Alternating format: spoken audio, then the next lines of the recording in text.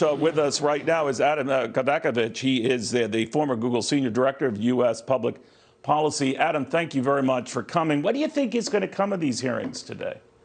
Not much. A lot of pounding the table. I think you're going to see Republicans upset that they see the platforms as removing too much conservative speech. You're going to see the Democrats pound the table in the opposite direction, saying that the platforms aren't doing enough to remove hate speech and disinformation. And that's going to lay bare the differences we have in this country over political speech. But I don't think you're going to see a lot of legislating around this. Frankly, I think Congress has more hearings when they're less likely to legislate on something.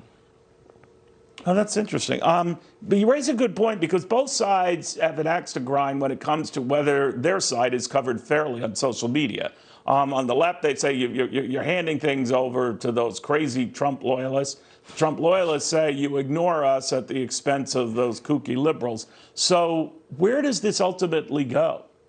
Yeah, I think you have to remember these are global platforms, and you have to also remember that the vast majority of content shared on social platforms is not political. Only about 6% of Facebook posts are political. Most of it's, cat videos and kid pictures.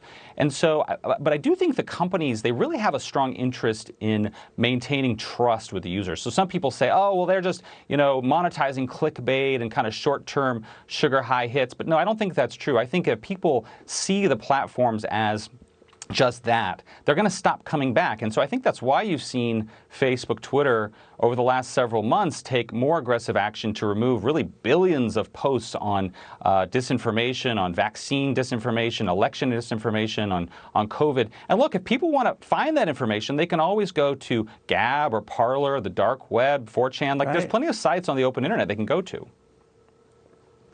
I think they should be punished for the cat videos myself, but that's a whole separate area we can get into. Yeah. Adam, I'm wondering, I am wondering right now, in this environment where all of these companies are going to see their taxes go up, like all U.S. companies, from at least 21% to 28%, this comes at a time many are prepared for that. In fact, many of them, at least their staffs, preferred Joe Biden to Donald Trump. But without getting into the political, fights here, is it fair to say that they're going to face some headwinds this year, all of them? I think the people at the companies have learned that no matter what they do with respect to speech, whether to leave something up or take something down, they're always going to face criticism. And that's what you're going to see today, right? There's kind of no winning when you're a global social media platform. But that's why I do think it's really important that I wish that they would be more vocal about saying, look, it's our platform. We can run it however we want to. We certainly have a First Amendment right to do that. And we understand that's not going to make everybody happy. We're not going to please everyone. There are alternatives to go to.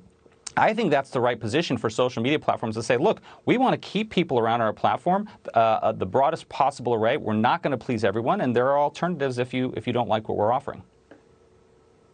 Well put. Adam Kovacevich, thank you very, very much. Good catching up with you on this. We'll talk about the cat videos in our next visit. In the meantime, we're focusing on the border right now. We know